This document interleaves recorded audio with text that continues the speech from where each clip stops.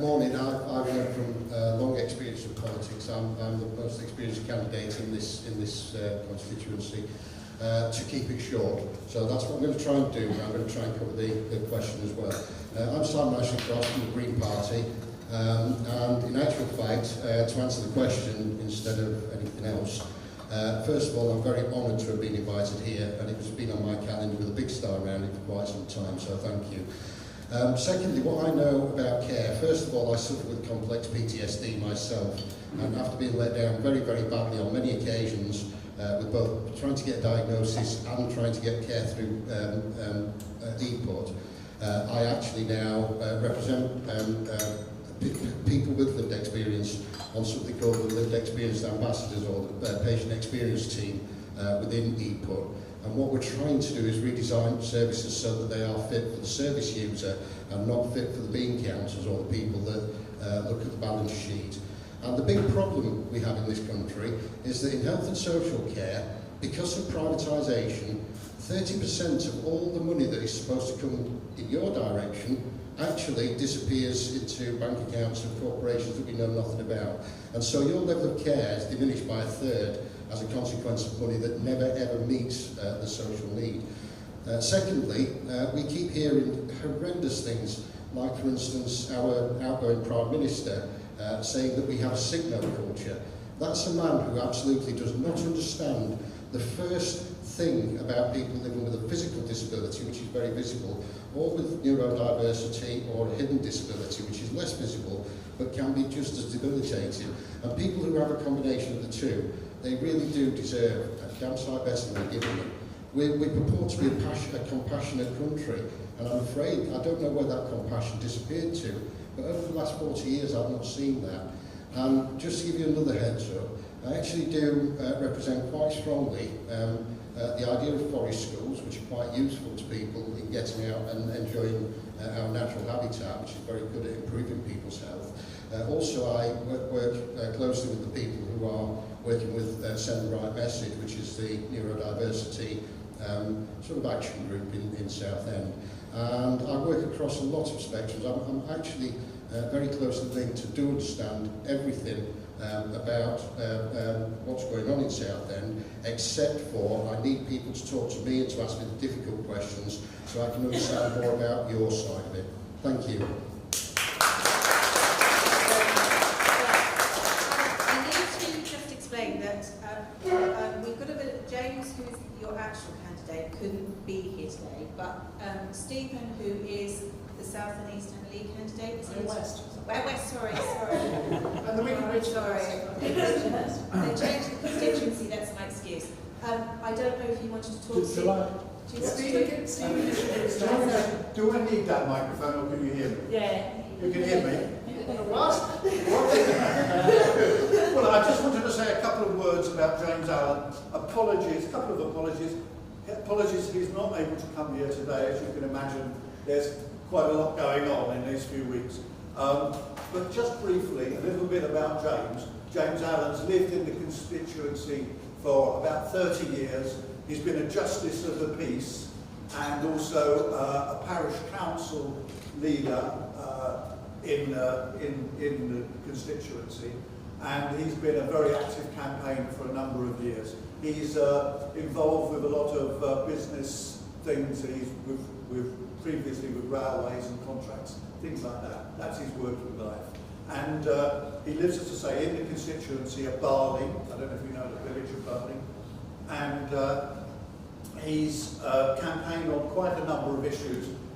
Most recently, we had this petition for Stop the Lorries because of this crazy idea of building on the floodplain at Shoebury. And there's about, I think it's like 100,000 lorry trips with earth to build up the land in order to build houses on. That sort of thing is just crazy. And that's exactly what James has been campaigning against. So apologies for his not being able to be here today. And I hope, and thank you very much everyone that's come. I hope that you have an informative, good meeting. Thank you.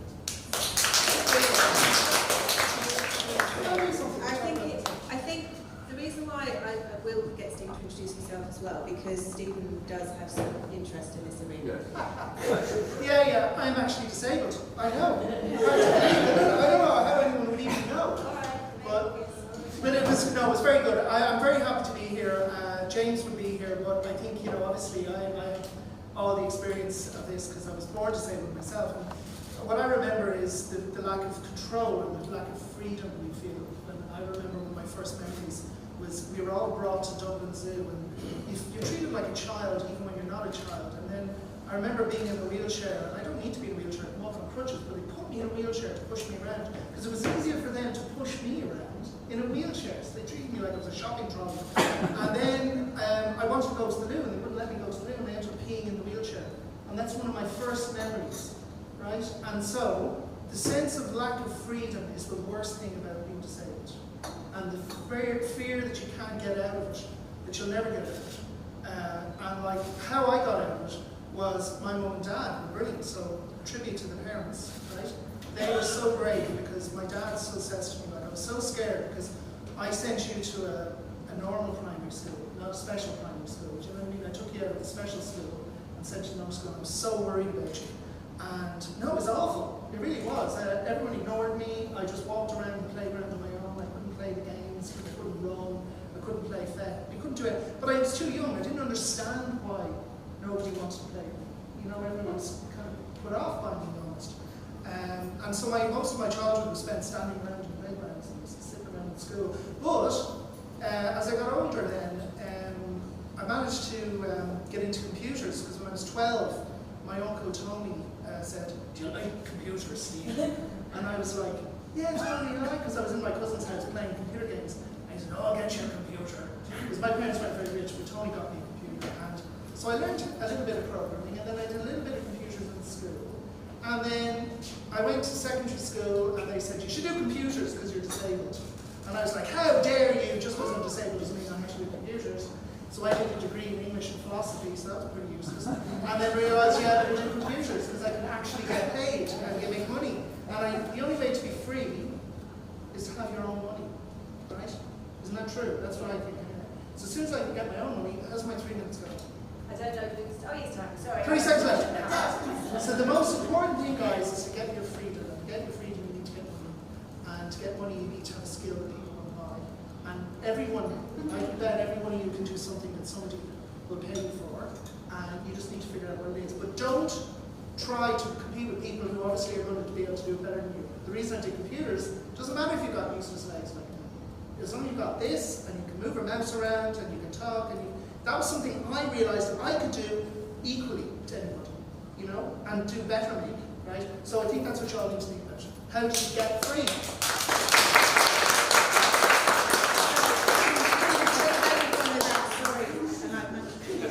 Follow that way. Yeah, there's no way I'll be able to follow that. Firstly, thank you for inviting me along today. My name is Mike Adler. I'm the Labour Party parliamentary candidate for Southend and Rochford. A little bit about myself. I've been coming to the area for about 45 years. I grew up in East London, and I worked here over 25 years ago, and slightly more recently I was based here as well whilst I was in the army for a short while. Now, in terms of sort of the issues at hand, as Simon mentioned, today is also about sort of hearing from you all, educate us, see what we can do, find out what kind of champion that you want and how we can try and support you. But also, I'm also a responsible adult for a close family member of mine. So I understand the journey and how powerless it can be as a parent or as a family member when you're trying to access support. I'm also a behavioural mentor at a large all-through school and a governor at another large all-through school. And I have had some battles with the school as well with regards to the impact that has on sort of exclusions and things like that where parents don't necessarily feel supported. And so I can see it from another perspective and how schools are sometimes powerless, they're under-resourced. And so I'm someone that likes to, when I see a problem, I like to fix it, I like to solve it, and I like to support people that sometimes feel unheard. So that's my sort of, if you like, So thank you very much.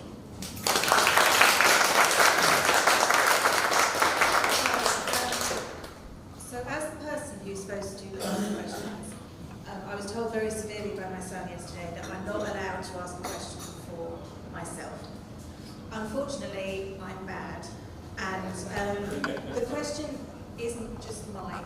It is a question that comes from an organisation called Southend and Southend are where the Making Care Fair journey started, and I think it is a question that I have checked with the mothers and parents who are here that actually is very important. So Stephen talked about money, all right? So I don't know if you know, but and Robbie, I know you don't mind me using you as an example. We've had this conversation. Robbie can only ever get 2 types of benefit that actually makes his money up. For him to be Robbie. So Is that Robbie there? no, that's Robbie with the green shirt. Oh, that Robbie, that's not Robbie. Right, sorry. But to be honest with you, there's probably other Robbies here today from Manchester, and they are people who want to be part of our community. Okay, so there's no question. All of these people are here today, and they all want to be part of their community. But we have a problem that at the heart of the benefit system, there is a weirdness that makes no sense. And it makes no sense to me, and I've got a reasonably high IQ. And what it is that the personal independence payment, which is the one bit of money you guys get to be human beings and go to the cinema, it's not just that, it's to get their teeth cleaned. It's to have glasses, have mobile phones. So it's the one bit of money that allows you to be like Stephen and actually go out and have a life. Discretion. I get picked by the way, so No, I'll get to that, that's all right. Anyway, so the question I want to ask you is, why is the personal independence payment non-means tested? Because at the moment it's non-means tested, so that means all of these people should never have to put that money up for their care packages at local authority level. And all of them, I imagine unless they're very wealthy, struggle because the moment they need a care package, they lose all the money. And there are people who lose all the money for actually even living at home and choosing to be part. So rent isn't included, living expenses. And for local authorities, it's an absolute nightmare because every local authority has to set their own way of clawing the money back. So that instantly sets them against the people they're trying to serve. It's just bonkers. What I'm going to ask you today, because the thing is, the question I was given was 3 pages long. And to be completely honest with you, there's another question as well about the minimum income guarantee.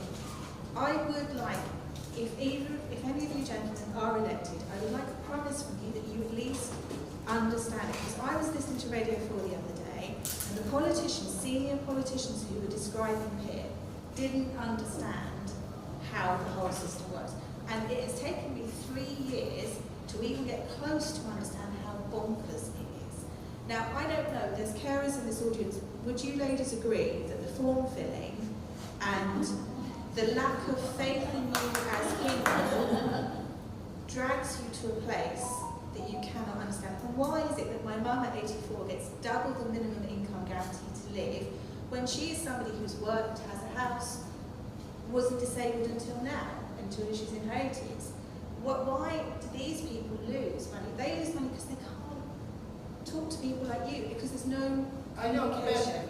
Anyway, that was a very long question. I'm so sorry, everybody. Luke is going to tell me off later. He's not actually talking to me. I can see him already saying I've taken it. Could I ask you all to answer? Is that all right? Shall we start the other way around? Yeah, this time. Sorry. Thank you. Short answer is obviously it's under-resourced, and something that we're looking to try and do is sort of create sort of journey sort of mentors, which sort of enables people to sort of fill out applications, because that's one of the things that I hear when I'm looking for people. I spoke to someone about 2 weeks ago, to this lady, and it was really hard to fill out the forms. It was almost impossible for her, and a neighbour came down and had some experience and sort of like enabled to this lady to sort of get application through, which was supported. But the long story, the short story, if you like, is that it's been under-resourced a lot financially, and it's been under-resourced in terms of, sort of staff that can help people. We will, obviously, in terms of, sort of as a Labour Party, we will sort of commit to having more staff that can expedite issues and that can give people information. We will carry out more, we're committed to sort of early detection as well, and it's a fully costed sort of manifesto as well. And so those are the things that we're trying to do. Of course, there is an education that's needed, as you mentioned. This is something that a lot of people don't have experience of, but then there's a lot of people who do. And so what we're trying to do is get more professionals into the system that can support families. There isn't enough, I acknowledge that, and there's a lack of knowledge, I acknowledge that too. And those are things that we're trying to desperately fix as soon as possible if we come into government.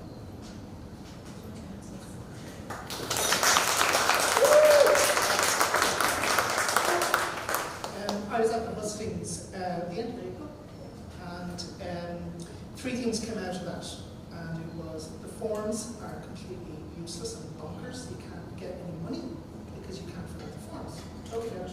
Second thing I got was the roads are terrible, the buses are terrible, the paths are terrible, people who have mobility issues, it's terrible. So that's the second thing. And the third thing was the local council is not engaging with the parents and the people in their own community, in their own city that need help, right? So when I was coming up here today, I was thinking, right, Stephen, you've had nearly 2 months to think about it. What are you going to actually do about it? You know what I mean?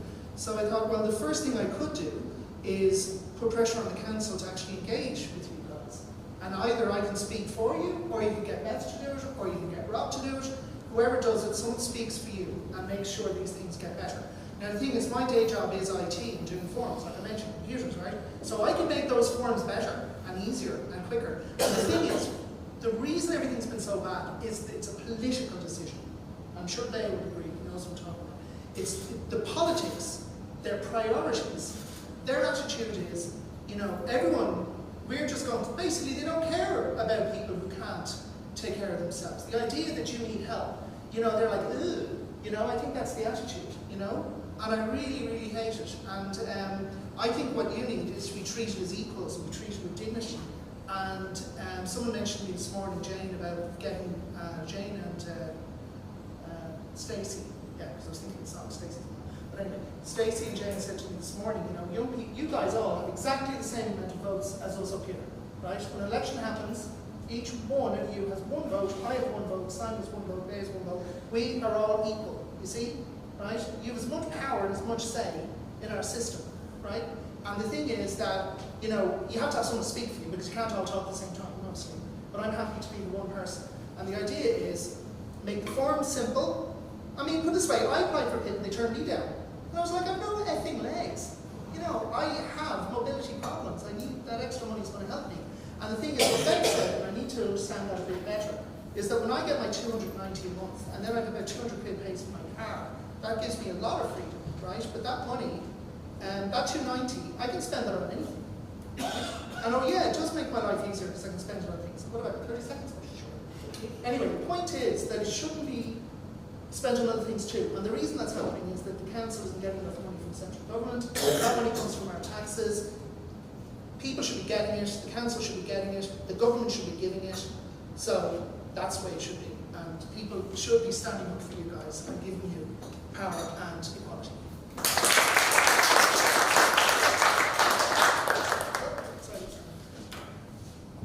We go into tangle there. Right, I've already told you who I represent, so what I'm not going to do is completely bore you for the rest of the day telling you about what the Green Party is. With regards to this question, number one, it is absolutely, utterly diabolical. The system is set up to punish people, not to help them. With regard to personal independence payment, it is non-means tested. It should therefore also be completely disregarded with regard to other benefits, but sadly it isn't. Personal independent payment award should not in any way, shape or form affect an awarded personal budget. The personal budget is literally to give you a standard of living that stops you descending into poverty. The person independence payment is to assist you with things that's already mentioned, like if you don't have dexterity, having people to do your personal care, having somebody to accompany you if you want to go down to the ironworks or actually pop to one of their events. So in actual fact, the two things are completely unrelated, completely separate, and should be separated. And in actual fact, certainly in areas of disability, if not in every area, PIP should be completely disregarded in any calculation for any other support that you're getting. And that needs to happen quickly. Southend has a particular additional problem in that the paperwork is an absolute and total disaster from start to finish. What I would like to see in Southend, and any other authority that has such awful paperwork, is a co-produced solution to produce a manageable form that literally anybody can fill in, or that any of you could fill in with the assistance of an advocate or a primary carer. That's not the case at the moment, so a lot of people are missing out because of the fact that the system has become ludicrously complicated. And in actual fact, my total and utter belief is that until we can actually fix this system and make sure that benefits that are supposed to be paid to people are actually reaching the person, we're still going to finish up with anomalies where people are getting paid PIP, and that PIP is being used to pay their hairdresser or their gardener. I don't have a problem with that, as long as people who actually are in desperate need of PIP, that PIP gives them a life outside the home, actually are primarily considered, and that PIP does not affect any other part of their life. It's not a lot of money, in some cases it can be, but it gives you mobility, it gives you community, and I think that's imperative, and I think the system's wrong.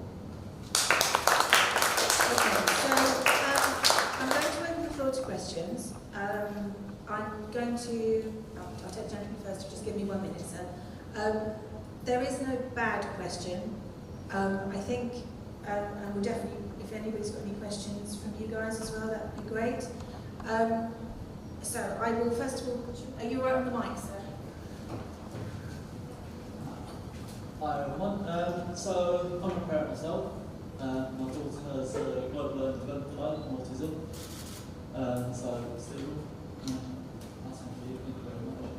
But my question is, and also a little bit of an answer, the only way we're going to change the system, in my opinion, and a lot of people will be working on this one, is if we bring in proportional representation and we have a mandatory wealth tax. And for people who are rich do not pay their wealth tax, there'll be repercussions in the future. That is my question. Will there be a wealth tax?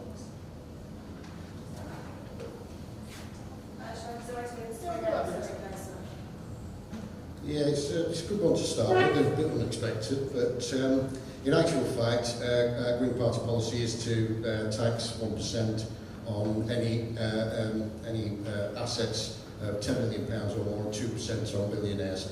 So in actual fact, that will bring in the money required to fix the NHS and social care system. With regard to what you were talking about, proportional representation, we don't have it. We should have it. In actual fact, apart from the Liberal Democrats and the Green Party, nobody's really pushing for it. The membership of most parties actually says it would be a fairer system. In 2015, the Green Party had 1 million votes and got 1 seat. For every Labour Party seat, it was about 35,000 votes, and for every Tory seat, it was about 28,000 votes. So you can see that we have actually a complete disconnect between what people want and the actual political system. But in actual fact, the very straightforward answer to your question is, under the Green Party, there will be a wealth tax, and the people with deepest pockets will be paying their fair share. Sorry, just so you guys know what that was all about. So if you don't mind me trying to interpret that a little bit, because I think one of the things that happens with politics is that a lot of people don't really understand what is being said. So I'm going to try and explain it in this. You guys can all tell me if I'm wrong. But we, in this country, have a lot of quite rich people. And how we're all taxed, which is the money that your parents and carers pay, that makes everything affordable. The question that the gentleman asked, if it's all right if I may interpret, is should we be asking for more money from the rich people to make sure that we can afford things for people like yourselves? Because I think you all know we're in a big world, aren't we? And everybody affects everybody. And that, so I hope that's just, does that make it a bit clearer to everybody, or has anybody else got a better explanation? Luca, can you do better? I'll give it to I understood. Well, my day job is IT, but I work in a financial services company. So basically, you can make money two ways. You can do your job, right? And then at the end of the month or the end of the week, you get paid, which is great. But there's a huge number of the very rich. That's not what they do. How they get loads of money is they buy stocks and shares, and then they usually have inherited loads of money, and then they make money off their money, right? And how do they make money off their money? Well, you'd say, well, they should pay the same tax as the rest of us. No, they don't. They pay a lot less. They actually make more, much more, like 1,000 times more, but they even pay less than we do, right? So we're going to stop that. Yeah, we're going to stop that, right? And the thing is that we stop it because they give themselves money for like owning their shares. That's called dividends, right? We're going to make them pay tax on that. That's one thing. We're going to make them pay tax, supposing they're like a CEO and they make £10 million a year, we're going to make them pay more tax on that. We're going to make them, geez, I can't even remember all the things. But the thing is that we're going to be able to get, sorry sir, I didn't get your name by the way. Okay, right, so we're going to basically not just we're not going to take money off rich individual people. We're going to take money that's been taken out and it disappears off into corporations and offshore bank accounts and all these shadowy places, right? Now, where does money come from? People who work make things valuable. Suppose if I make a website for somebody, that's worth something, right?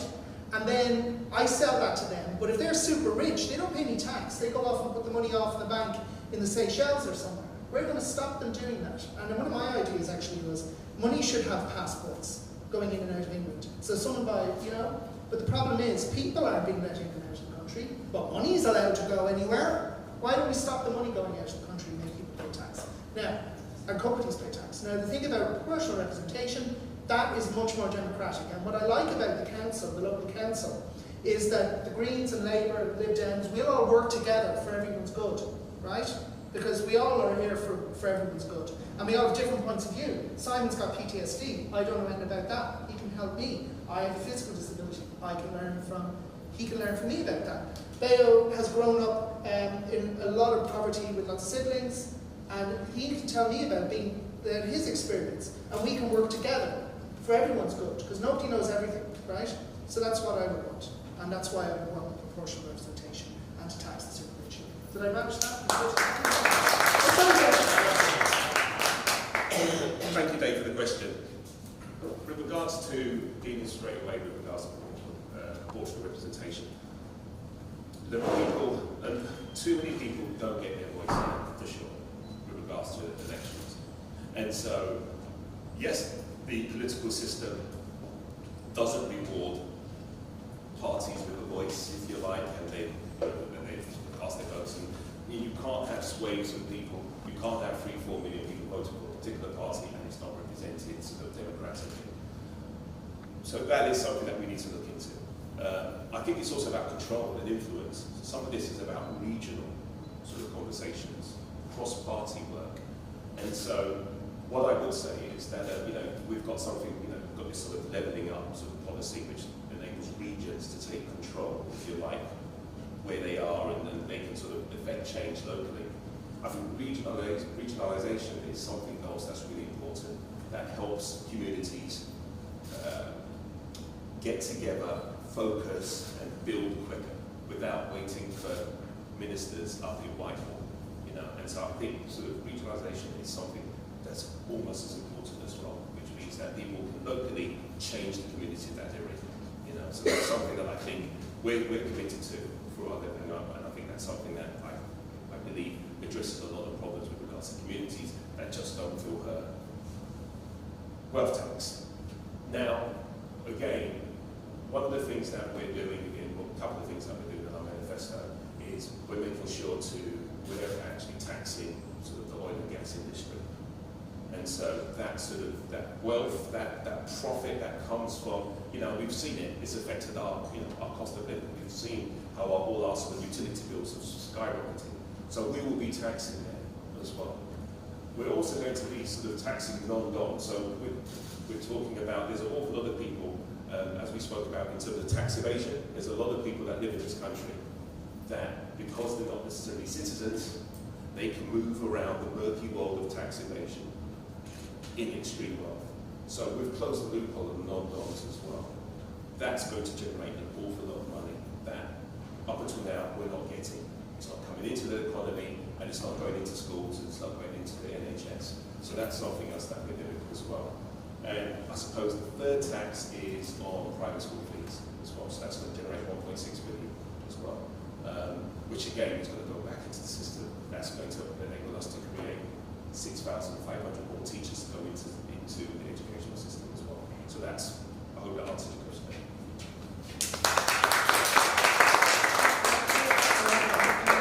Oh, yeah, here we go.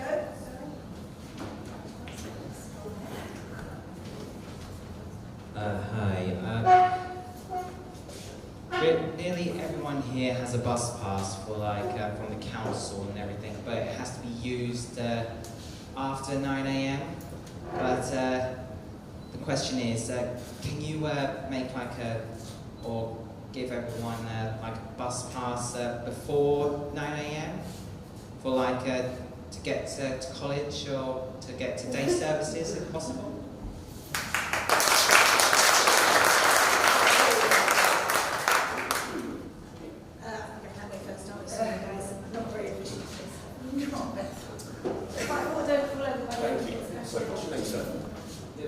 Lewis, thanks for the question. Lewis, I'll be honest with you. Yes, I would like to sort of look into that and support that. I don't have the information at hand with regards to sort of how we can change that policy, but it makes absolute sense. We need you to be able to get to college. We need you to be able to get to work before 9 a.m. It doesn't sound like it's something too hard to fix. It's common sense, absolutely. Right? And so I would definitely support you in that. There is a policy. What we're trying to do also is take bus routes and bus companies back into local council control. If we get into government, we'll be able to do that. That will make that decision that much quicker and easier and more straightforward. And so I think also trying to influence the ownership and the management of bus routes is important to us. You can't have organisations that take over, run bus routes, and they keep the ones that are profitable and they shut down the ones that are. And if you live in various parts of this constituency, you're trapped. You have to wait for your parents to give you a lift home, or you have to sort of pay costly taxis. So I'm trying to sort of give you an idea of how we can solve it in both ways. Common sense, and also by being able to sort of take control of the bus routes as well. Thank you.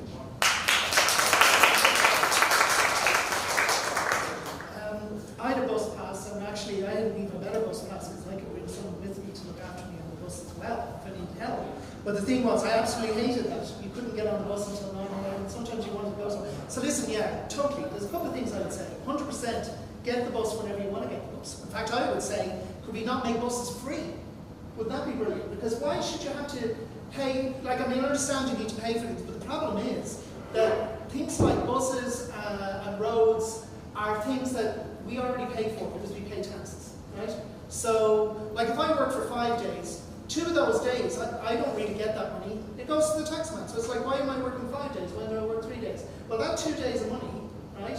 That's the money that should be doing things like paying for buses and roads and lights and everything that we need, hospitals, all those things, right? And I shouldn't have to pay twice in a way, right? Why am I paying to get on the bus? Well, I already paid my tax. And the problem is, like Bayo said, private companies, right? They're trying to decide where they're going to send a bus. They're only going to send a bus to somewhere that's got 100 people waiting at the bus stop because they'll make more money. They don't care if there's one person waiting for the bus somewhere in a little village somewhere because they're not going to make any money. The problem is, things like services should be for people. They shouldn't be for profit. Do you get what I'm saying, right? That's the number one problem.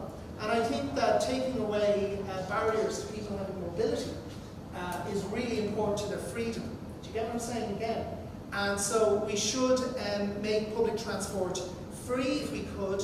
At the very least, we should make it much more available and accessible. In terms of getting on and off the bus, we should make it so that there's buses going through every town and every village wherever there's people. Because it's a service, it's not a lot of luxury. Getting around is not luxury.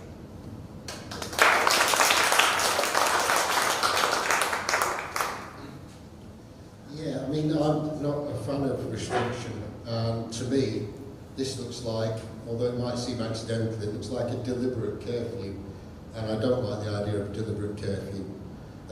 What I actually do believe, and I'm not going to go into party politics, we have a massive suite of policy about this, but I'm going to talk about this being a very personal issue to me.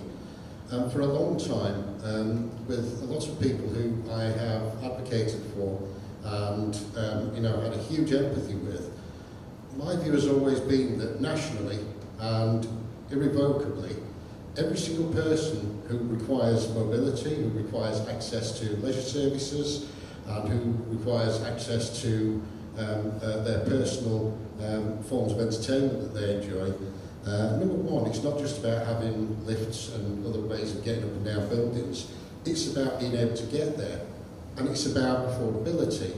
And I think that the introduction of a national card for every person who is in the position of living with a disability, it's living with a disability. The disability should not in itself disable you even further. Living with a disability, not being badly affected by that disability.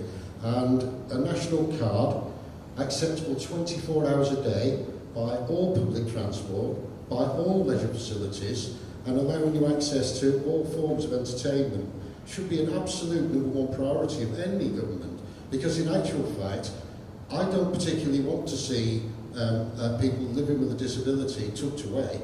I want to actually enjoy their company like I do in most occasions.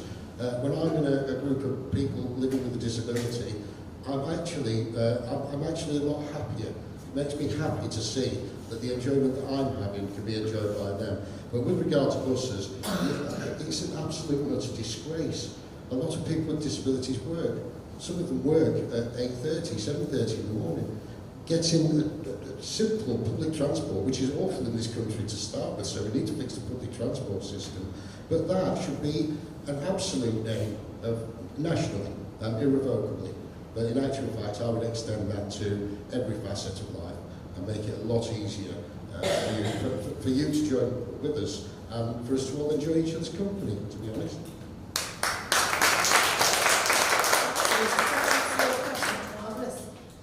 So, does anybody else have a question?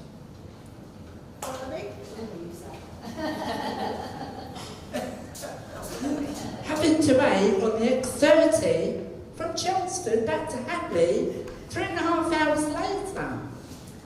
Yeah, That's a good point. Robbie always does have a good point, but I think that was just once, Robbie. So I think them being late, you can't really. I think that wouldn't be one I would put to this group. Would anybody mind if I asked one more question? Well, what I can say to Robbie about Yeah, is if there's more buses, it doesn't matter if one is late because the next one's going to come along soon. The problem is there's not enough buses, then them being late causes a much bigger problem. I think the real problem is communication, isn't it, Robbie? Because you didn't know it wasn't coming. I think that's the big thing as well. Sorry? We did check all 3 occasions, and it did say 10 minutes, followed by that another 10 minutes, and then another 10 minutes. Very frustrating. Yeah, thank you. And you're coming with me to the bus, aren't you? So you can sorry. Spanish style. Sorry, I am the worst. I'd like an explanation why when you get your pension, carers allowance stops. My son will be living with me. What, when you stop caring? I don't understand why that happens.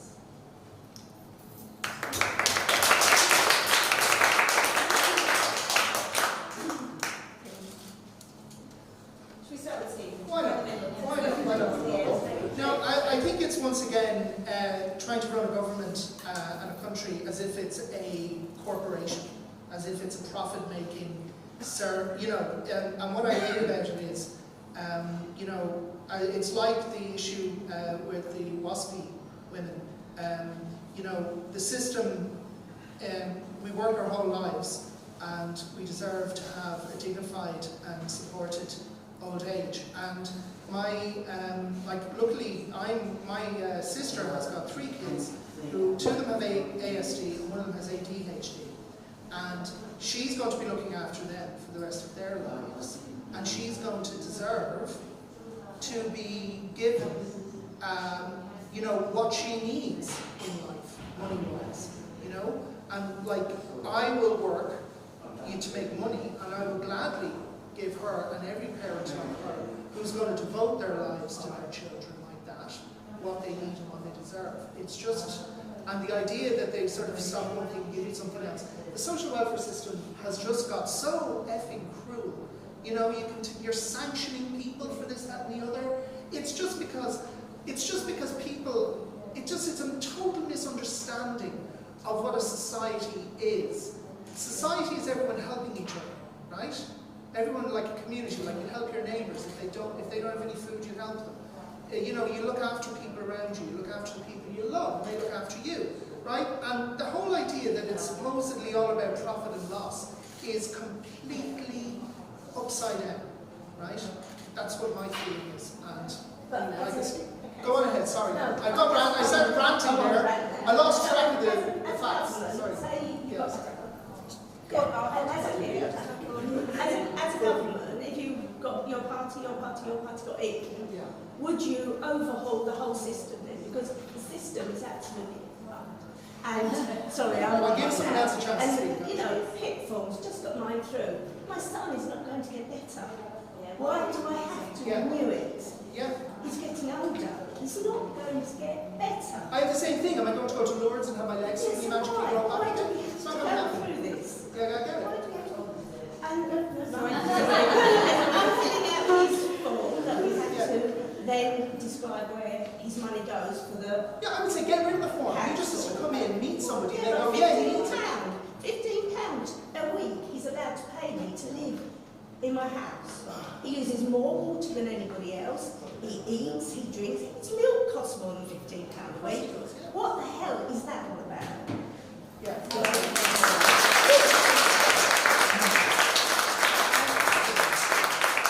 I think you brought up a big problem is that if a person is living at home with a parent, the people who care for them are doubly damaged, because not only can they not live a life that they perhaps would have chosen to live if they'd not had that responsibility, but at the same time, sometimes you're treated like a second-class citizen when you actually go into the NHS or any of these systems.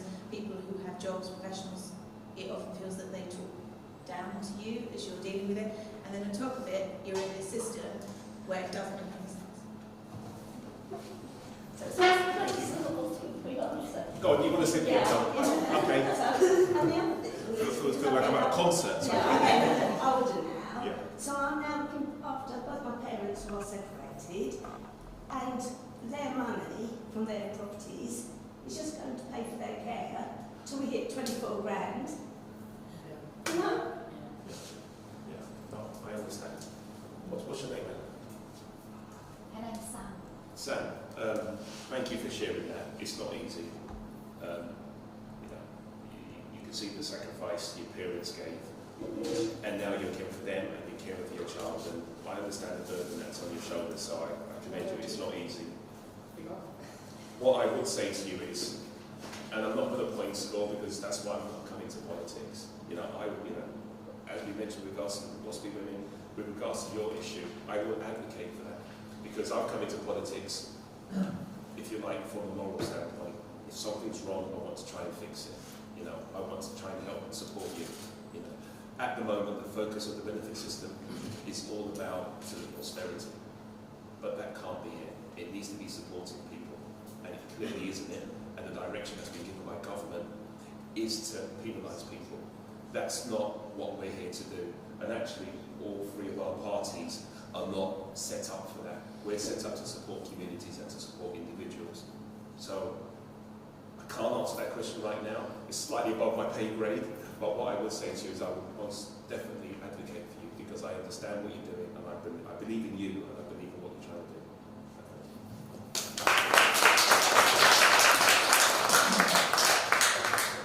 do. Right, there's quite a lot in there, and I can see how emotional you are about it, and that emotion transfers to me. I picked out a number of salient things there. First of all, what we're talking about is somebody that is not going to tomorrow wake up and be miraculously better. The benefits system is spiteful. Sanctions are disgraceful.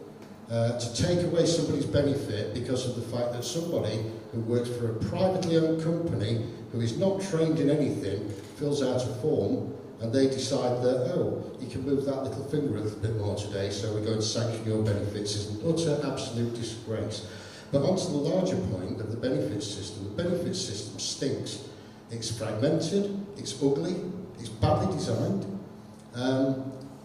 Not for this Parliament, but for the future.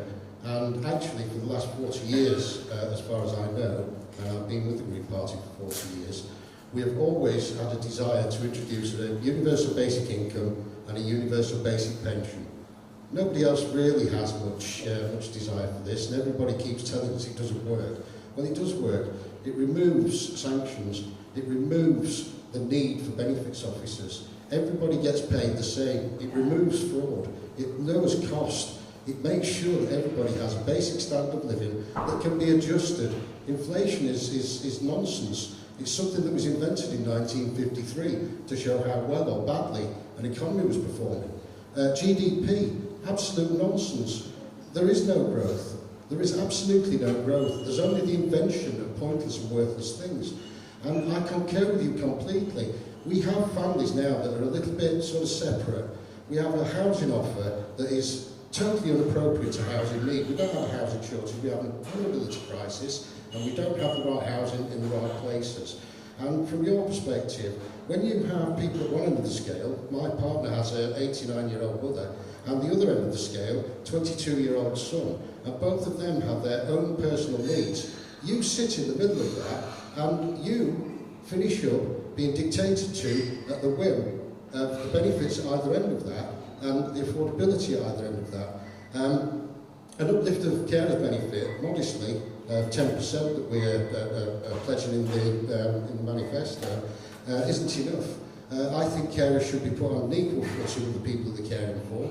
They should be put on an equal footing with people that are working in the NHS, because they provide a unique function. And I think that the parasitic nature of actually demanding that carers actually just care for people through the love in their heart and finish up putting themselves in poverty as a consequence of that is wrong, wrong, wrong. It saves this country a fortune, and I think carers deserve more respect.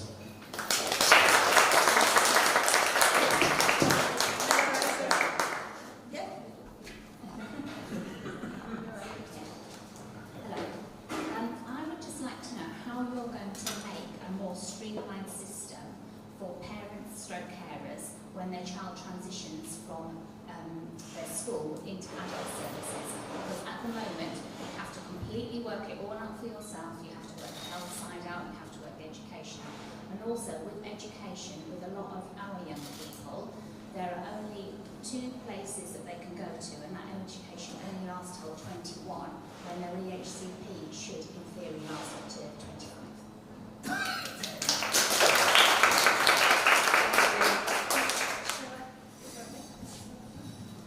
Thank you. So what's your name? Lee, thank you for that. One of the things that we're trying to do is, some of what we're talking about is about resource and under-resourcing. So what we're trying to do is make sure that there's going to be more operatives, if you like, in the system. So we're committed to, I think, 1,000 more team members, if you like, that can help people transition. We're also making sure that we're obligating schools to, if you like, fulfill their statutory obligations. So that journey, that transition from school into adulthood, the school has to play its part, you know, and they're obligated to play its part. And you're not just left to try and figure it out at that point where things are different. That transition's huge. So that's something we're trying to do. I mentioned earlier about sort of early detection as well, so that's something that we want again the schools be mandated to sort of help. And we are sort of committing more money to it, so again it is a funding issue, and it is about how we try and support communities more. And so those are a couple of the things that we're looking to try and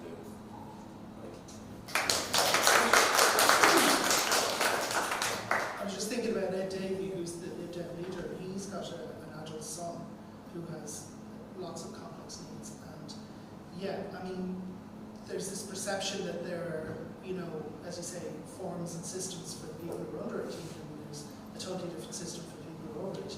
But in reality, it should be all of one.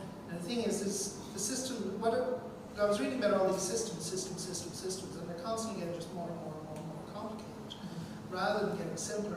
And every time they try to bring the solution, it just makes things even more complicated. You know.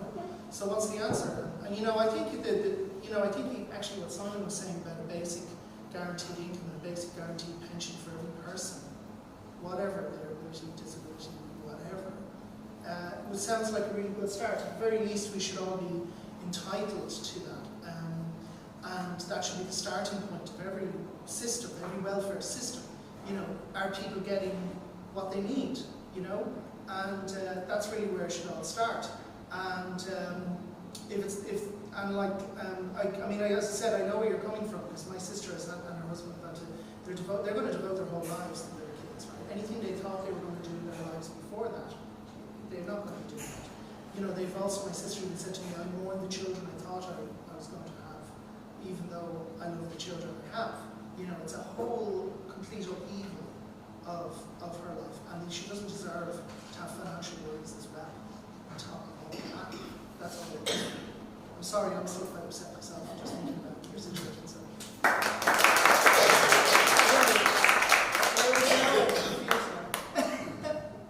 Well, I've got to say thank you to everybody for the questions. They're probably the highest standard of questions that we ever get asked at Hustings, and it's important that we get asked these things. With regard to education, I think that education, like almost everything except for the focus on business in this country, is badly broken. It's been gradually broken and fragmented for, again, at least 40 years. The curriculum doesn't satisfy anything. It majors on maths and English. A lot of people have no aptitude in those areas, have a great deal of aptitude in woodwork or acting or playing a guitar. Or in actual fact, one of my big actions that I take regularly is to promote forest schools, so that young people can actually learn in and understand the world around them, the place that they absolutely love and a place where they thrive. Now, getting back to your question, the transition from one school to another, from one age to another, I don't know if people are fully au fait with the definition of a young person in this country, but people are supposed to be looked after at the very least until they're 25. Child safeguarding should actually match this, but it doesn't. Child safeguarding is up to 16. It is every single person's responsibility to actually safeguard young people, and I've been up to the age of 25. And in that, people do not take that responsibility. I take it very seriously. When I see a young person struggling, I signpost them the right way. With regard to school places, we need a much broader school offering. We need a much wider curriculum, and we need a familiarity for people who need that familiarity. So we need schools that we need a certain number of schools in areas that are convenient to people, that cater for all age provision, that take a child from primary school right through high school, right through to the qualifications, gets them either college ready or work ready, whatever the people demand, or at least gives them a wonderful education. I mean, I'm a lifelong learner. I learn something new every day. I've learned new things here today. And I read incessantly, I read everything. The questions that I've had on my email regarding this election have opened my eyes to quite a number of things, and I think education is wonderful. And I think to put a primary carer in a position where at certain times they have an absolute nightmare in actually finding provision that they're happy with for the person that they're looking after and caring for, needs to be addressed, it needs to be fixed, and I thank you so much for your question.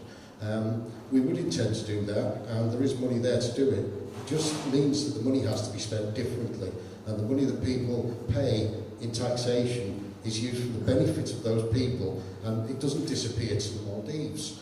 Money is going out of our country at a rate of knots.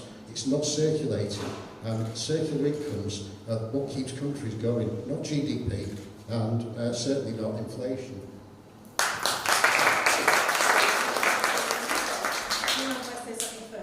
So I think Lee's question was actually different to what a lot of you answered. Would that be fair? The world of this world that you're in today the reason why we're here today, not only because the wonderful Badgers Den people agreed and were very generous, is because all of these people are here today because their carers have wanted them to get out to the community, but also because they have to have somebody with them at all times to keep them safe and keep them. So whenever we do anything political, making care fair, we want to make sure this community is involved, we have to do it with a service provider. So I don't know if you can imagine it. I mean, Stephen probably can, because he was on his shopping trolley. I'm joking.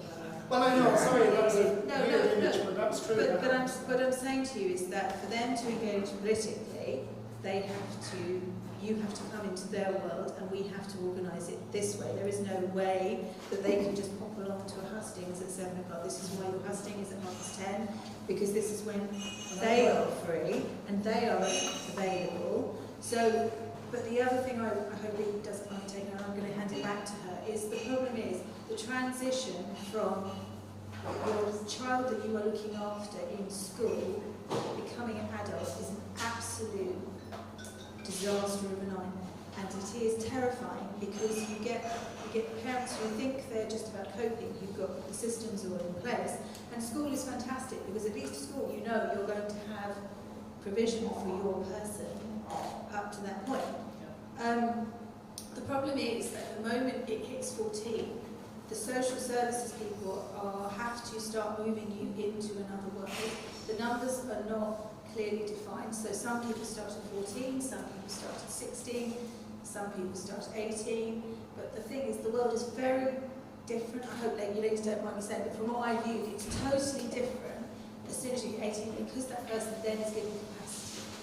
Yes. So at that point, you become null and void, because everything has to be about these people becoming adults. Now, I cried to say this to you, but it's subtler than that. It's a subtle world. These are the professors of their people. They've lived with them. They know every breath, and they are the 24/7 carers. I mean, frankly, in a stately home, they're the domestic servants. And I'm sorry to use you that way. You're not slaves, because you can walk out, but you are domestic servants in the system. And the social workers and the other people are protected by the system, and they get to dictate. And there is a really bad relationship between local authority people and national government, and that the whole system, we need to come into the 21st century and stop making carers suffer, because they are the people who pick up the pieces. And that I've had people sobbing with me because they can't die.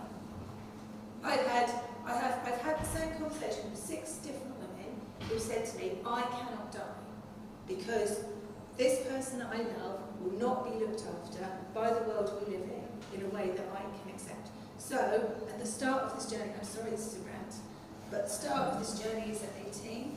Well, it's sort of 16 onwards, and they are left, and it is often a torturous journey, I would say. And the problem is, you hear from so many professionals in healthcare, in education, in social care, they're adults now. Well, they are adults, but they still need full-time support.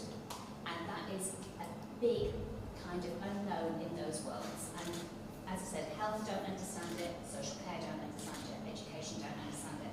And when they're going to say they need to make their own decisions, a lot of the time they need guidance with those decisions. And I think the other thing is when you get a social worker ring up and say, can I talk to your son? Yeah, if you can make him talk, oh, kiss you. None of our children here will get better. Can I start? Yeah, of course. Yeah.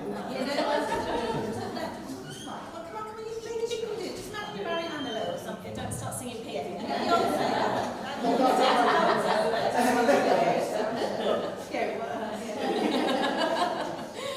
Whose decision is it to make? Who makes the decision? Is it local authority or is it government authority that, for so Lewis, 9 o'clock you can't use that bus pass until 9. That my son can only have 5 nappers. that sort of thing, is that a decision from the top or is that a local decision? Because if it is a government thing, who's representing us in that? You know, who's listening to us saying, actually, my son needs 10 minutes a day? Yeah, he's been ill, probably used 20 that day. Yeah, and so I then have to buy a box of whenever, once a month. That's £60. He's 25. He's 25 years old, he's mad, well, I'm mad. So whose decision is it to say that Lewis can't get the bus tonight and I can only have 5 naps a day for that?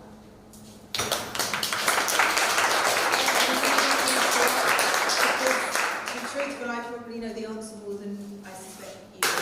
That's all right. We've lost you to gas. The answer is there is a terrible relationship between local and national government. And it's austerity and it's the past. I hope it's the past. I hope on July 4th we get in a government that actually realises how dangerous what we are doing to this community, because it is also a very sexist thing, because I would say 95% of the people who are in this position are my age and are women. Men do not. I'm sorry to be really going for the dangerous thing here, but it's usually the women that really pick up the pieces, because we as women are it's kind of ingrained in us, the way I describe it, but that's not it. So in answer to your question, the government during the pandemic rushed through a new form of system that they've only half put through. So DLA is still running, so some people are still on a more fairer system that was happening a few years ago, and they've got better things. But the problem is now, what happened is that some of you are on one system and some on the other. And the other thing is, in this area, it's bonkers. Whoever gets to be the MP, I'm so sorry, because not only are you dealing with Southend City Council, which has its own little, and I was ex-councillor, so we all know, I do know how weird that was. And on the other side, we've got somebody in Essex County Council, which has a totally different set of rules and regulations. So you can be like Robbie and move half a mile and be destroyed and have your whole care package taken away. So to go back to answer your question, the government decided, I think cruelly, that each local authority could make their own choices on how many nappies you can have that are discounted from your disability-related expenditure. The reason why I started with the question, gentlemen, at the beginning, is I need a couple of hours with you to explain how bonkers, how Kafkaesque, how dangerous, how destroying, how heartbreaking it is, how bad it is for anybody in this position. And all they are guilty of is loving their person and being the type of person that wants to stick around. So I know you're going to have thousands of other things to worry about. There's Russia, there's all sorts of things going on. But unless we solve this, I think we are going to see adult social care just go off the charts. So, well, all I would say, and I'm trying to speak for my fellow whatever, I think we all want to help, you know, and I think whoever gets elected, you know, we will try and use our influence, because we all know the councillors in Southend Council. I don't know anyone. I've been trying for 3 years to get a disability-related expenditure form changed. 3 years. Well, why don't I was the lead councillor. If we three work together, crazy. why don't we three work together to talk to you, Beth, and try and find out what we can do better? So whether we win or not, I probably won't win. The reality is that, you know, I will try and help as best I can, because I do know. Here anyway. What's that? I won't win in the East. I'll be very definitely surprised if it is. But the point is that, you know, we all care. We all have some influence. Simon's very established in the community. Claire's Labour. I mean, they're going to have all the power for the next God knows many years. So the reality is, you know, we can help out we can, you know, and it's not like we have to win the prize of being the MP and then suddenly we can help. No, we can help now. Why do we have to? You see what I'm trying to say? So we'll do what we can. I would agree. I'm sure these guys will agree with me. Oh, sorry, it's passing over. Simon first, no, because you're young. We're old. Yeah, sure, I want people to vote for me, but in actual fact, whether I was the MP or not, being an MP would just give me a little bit more power and influence somewhere else. I tend to think that the stuff that I do with e-put as the experienced ambassador and the fact that I am constantly pushing the case for advocacy. I'm constantly pushing the case for a young people's forum so that they can co-produce their services. I'm constantly pushing the case for a carers forum so that carers can actually push their case and to create services that are fit for the purpose for carers. EPUT know they've got things wrong. SEPTA and NEP's got things even more badly wrong. Now, gradually we're getting things better and right. I want to actually work with other people like local authorities, the education authority, the NHS, to actually bring this co-production model where we actually bring people that are affected by the bad decisions that they make into the room and ask them what works for them. Because these services, do you know, sometimes we get things right on the 35th attempt and it costs us hundreds and hundreds of millions of pounds. Getting things right the first or second time costs us a lot less.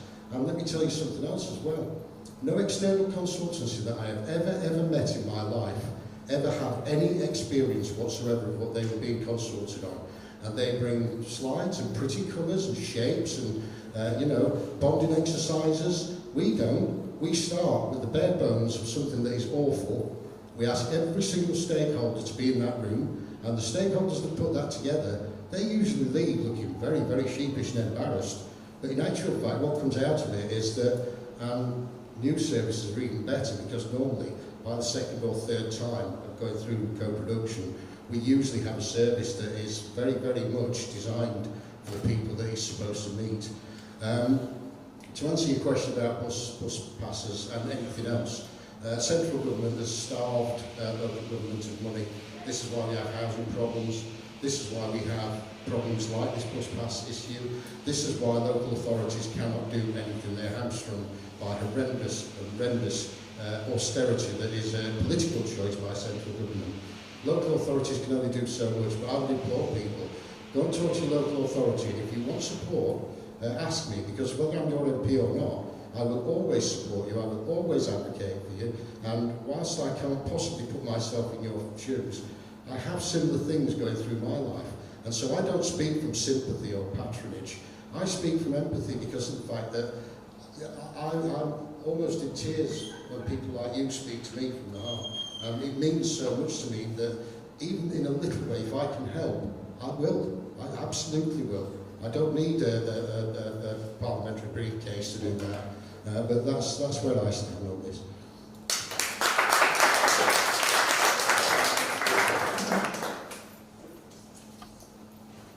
Thank you for your question. It's not, it's not necessarily easy for me. As I mentioned earlier, I'm a responsible adult for a close family member of mine, so I understand some of the tribulations, if you like, in the journey and how hard it is to sort of be heard. Both my wife and myself sort of have taken up that duty. But in a sense, that's not my story to tell today. And I've got to be mindful about sort of protecting my family's privacy as well. What I would say is that we do want to sort of help the work and when you're talking about the local authority, we do want them to sort of be obligated to support you. We're raising £8.5 billion in taxes. I mentioned how we're going to sort of be doing that. 1.1 billion of that is about capacity. It's about additional staff. It's about 8,500 mental health workers. Because some of this is about a system that's broken. We're talking about it now. We're talking about austerity. We're talking about 14 years of cuts, and more cuts. And when you get to the bottom of those cuts, there's not much left. And that's almost where we are now. So we don't want another 5 years of this. We want a plan. We want you guys to have faith in politics, faith in politicians. You want us to be able to work with the local authority, make sure that the local authority have belief in the politicians, but also they're obligated to support you as well, because as we've heard so far, there's so many different ways how people can, if you like, not necessarily take responsibility for a responsibility of theirs, leaving family to try and figure it out. And so that's not something that we're prepared to accept, but we also need to understand that costs, and so we're trying to support the local authority. This isn't just a finger point exercise. The only way we're going to get through this is working together, and so that's my answer to your question.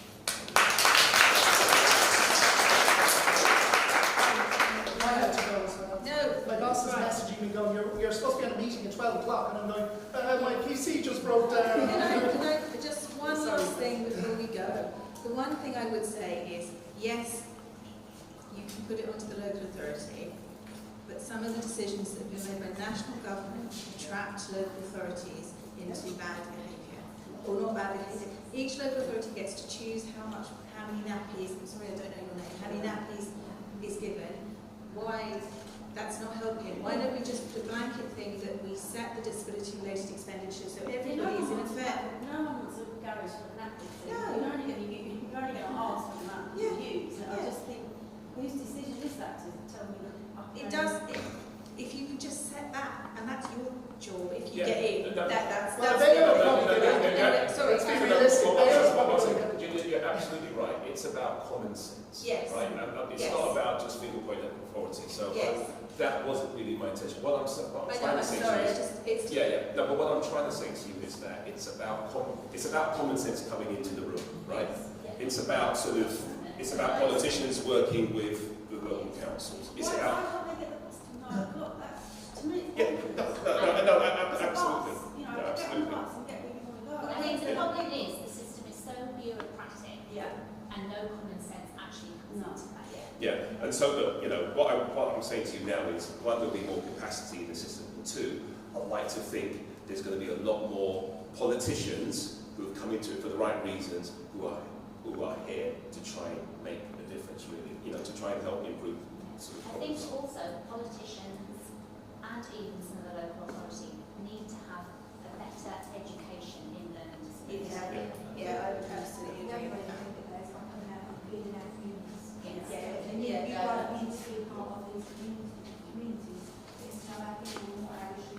No, absolutely. Sorry, can I just...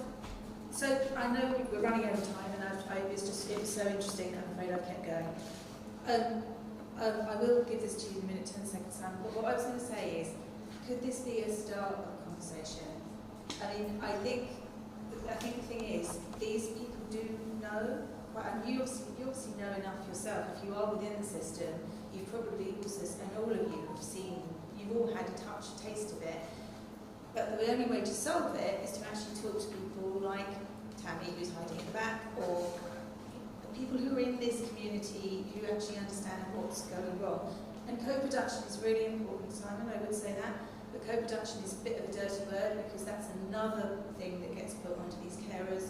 They are expected to come and co-produce for free. It has started, the money is starting to dribble in. It's always quite patronising. You get a nice little Tesco's voucher, which, Robbie loves a Tesco voucher, to be fair to us. Oh yeah, we do. He gets mine, yes, there you go. But at the same time, that's work. And why is this the time? Why is the time of these people who have no time at all not valued? There's something going wrong anyway. Sorry, Sam. Events like this are a little bit of a commercial, and I try to make it not a commercial, and I'm not going to make it a commercial. I'm a politician, very much secondary to everything that I do. I'm a community man, and that means absolutely everything to me. And I appreciate the offer that you made to actually sit down and talk me through this in a bit more detail, because as I said already, I'm a lifelong learner, and I'm fairly sure there's a hell of a lot I can learn. But in actual fact, I extend that offer to everybody. Obviously, you'll understand I'm probably busier than usual for the next couple of weeks. I'm in the unenviable position of being in a mentally ill state that means that I actually am in receipt of benefits. But that actually gives me quite a lot of freedom because on my good days, I'm actually quite good at all this. And I extend the invitation to anybody, certainly to fit in with your diary, not mine, to actually sit with me and have an adult-to-adult or even a carer and caree to adult discussion about what it is you want. I don't want to put the burden of co-production on you solely, and I know that a lot of times when people go into a room to co-produce, they see the chief executive, and then they see some directors of the board, and then they see some social workers, and then they think the professional people's voice carries weight. And I'm sorry, but professional people have got a piece of paper from a university, but people like yourselves have got 20 or 30 years of caring experience and another 20 or 30 to look forward to. And I want to know what you want. I want to know what you want, and I want to know how I can best take that forward to these people with pieces of paper and tell them that what they're saying, they might be professionals, but they're delivering a medical model for something that has to be person-centred. There are almost 9 billion people on this planet, and I will guarantee for you that not one of those people has the same life experience as the person next to them. You can actually bracket people into a silo. I don't like doing that. I think the personal experience of care should be just that. And I think the more that we actually look to working together with carers, with service users, with people who are going to live with this for the rest of their lives. If you look at the model through dementia care, which has taken them 30 years to put together, that started out with very simple concepts that was brought to them by a carer. And that was to create a document that told anybody that ever came into that person's environment exactly who they were. It's called the This Is Me document. I think that every single one of the 65 or 66 million people in this country, from as early as possible, should have an evolving This Is Me document that follows them everywhere, so that people actually have at least the ability to read and understand that person, how they like to be addressed, how they like to be communicated with, the signs that they're not having a good day, and how that can be managed and helped. And I think we start with the This Is Me document, and we move on from there and co-produce services around that, not around medicine, and not around psychiatrists, not around psychologists. These things are important, but they're not everybody's everyday life. What's everybody's everyday life is getting out of bed, brushing your teeth, making a meal, trying to actually look after somebody so that they enjoy their day. I enjoy more of my days now than I have done in 7 years. After the election's over, that might dip a little bit, because I actually quite enjoy events like this, and they won't be so frequent. But I make you a genuine offer, elected or not, reach out to me. I'll do everything I can to make sure that what you want is actually taken to the people who make those decisions.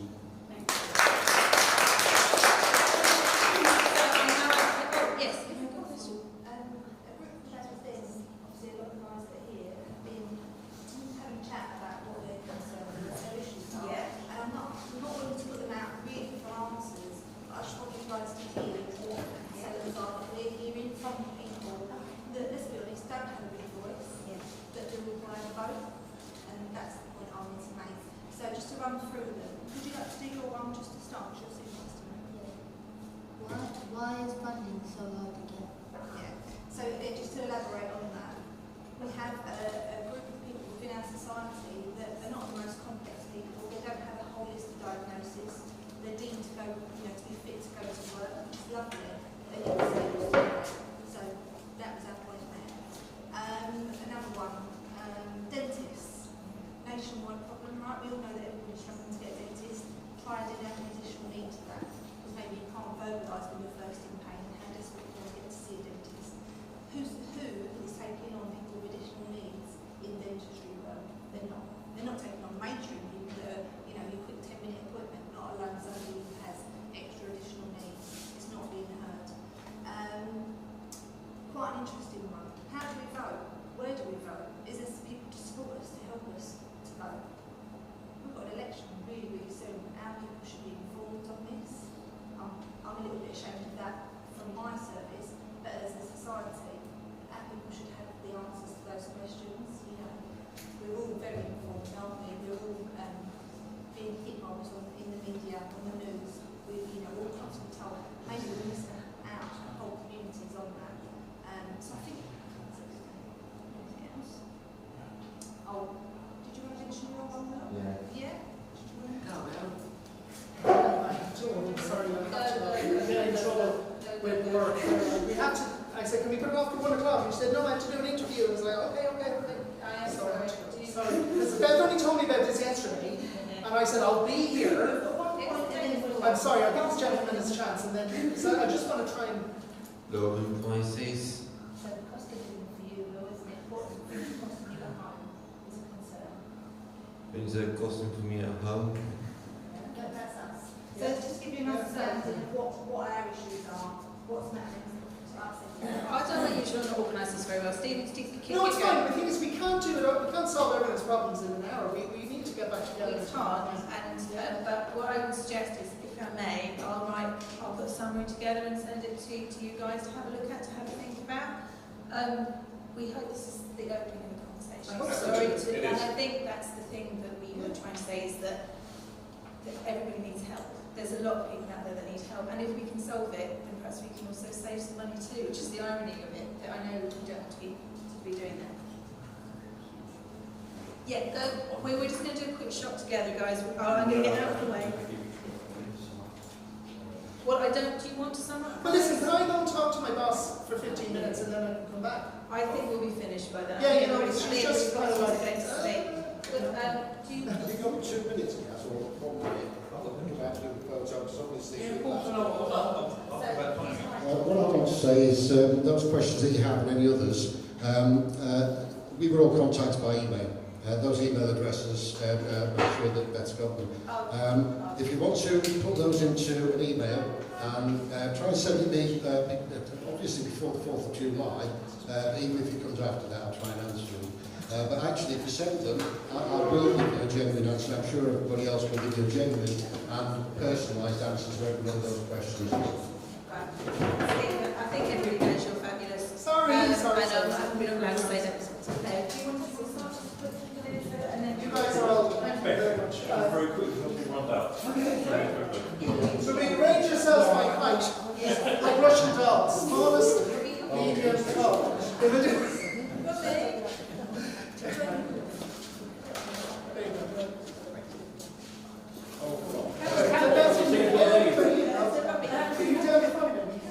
Jasmine here, proud. Crowd in, closer.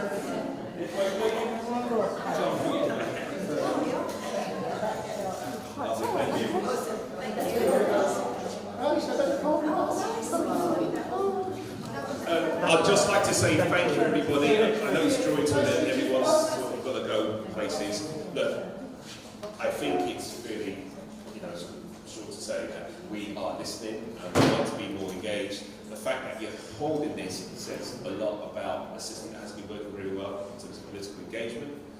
So I think that will change after today. So what you want, which is proper engagement. Okay, so thank you, everybody. I know we've not been able to answer all the questions, but certainly we've been able to sort of discuss it, and we can move forward.